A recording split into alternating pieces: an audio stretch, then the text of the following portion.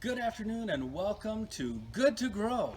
We're here in sunny Wisconsin on a beautiful day outside, and we're taking advantage of the sunshine and the wonderfully cool weather to create a vermiculture setup. Now, vermiculture is the use of worms, in this case red wigglers, to create worm castings that we can use in our garden. In our case, we're using it for our food crop primarily. So, we could go online and spend $50, $60, $70 on some sort of vermiculture setup. But we decided that we would go the inexpensive route and head to the store and pick up a couple of totes to create a very simple but very effective vermiculture setup. Now, the first thing we did is ensure that whatever plastic tub or tote that we got was big enough and was made out of food safe plastic so that we didn't have any fear in using what we have purchased. So we got Sterlite. Sterlite brand's website says that all of their plastic is food safe. I looked on the bottom at the code and determined that that was also the case. Never hurts to be safe rather than sorry. This is a 23.8 gallon container, so this tote should be plenty big enough for 1,000 worms and for a family our size. We have two containers because each serves a specific purpose. And you can certainly stack more than two containers, but in our case we decided that we only needed, as we're starting out fresh, we only needed the two. The first container, the bottom container, is going to be used to collect the worm leachate. That's the liquid that comes from the bottom that we don't want to be a part of the castings. So if you look inside, there are no holes in this. It's very simple. We've put 3 bricks, 3 pavers in here to create a little bit of height. That's because the second container is going to go inside and we need that height so that there's plenty of room for drainage.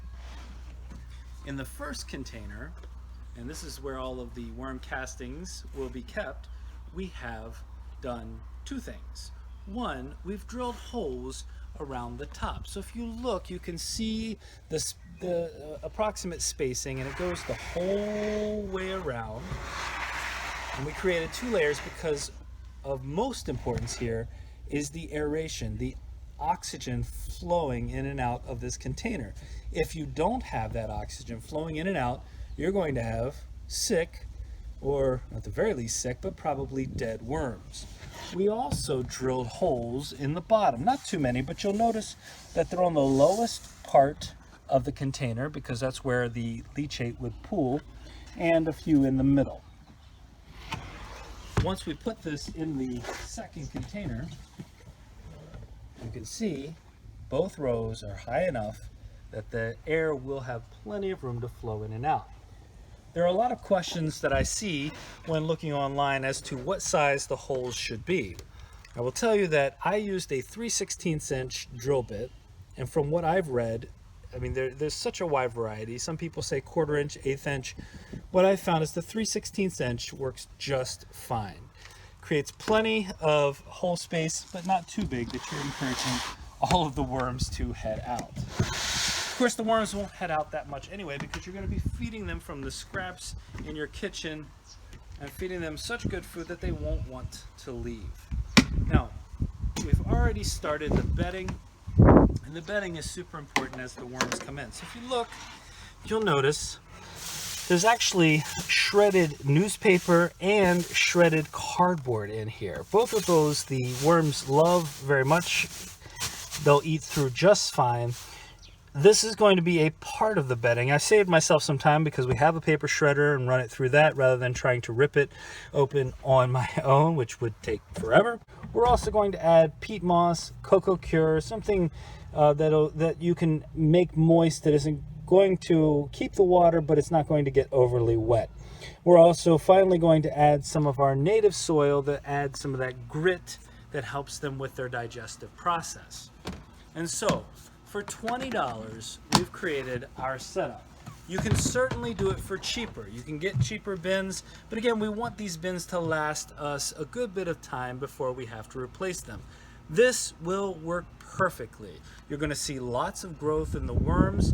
They typically reproduce very quickly, they also consume about 2/3 to 3/4 of their body weight each day. And since 1,000 worms is about 1 pound, you're looking in somewhere in the neighborhood for 1,000 worms per week, about 5 pounds of scraps.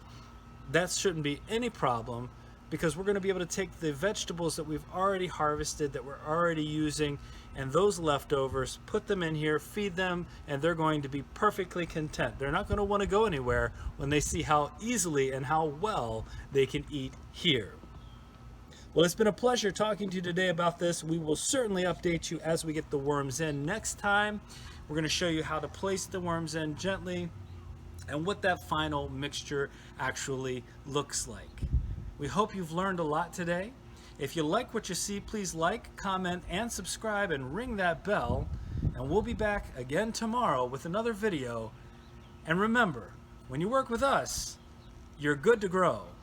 Have a great day.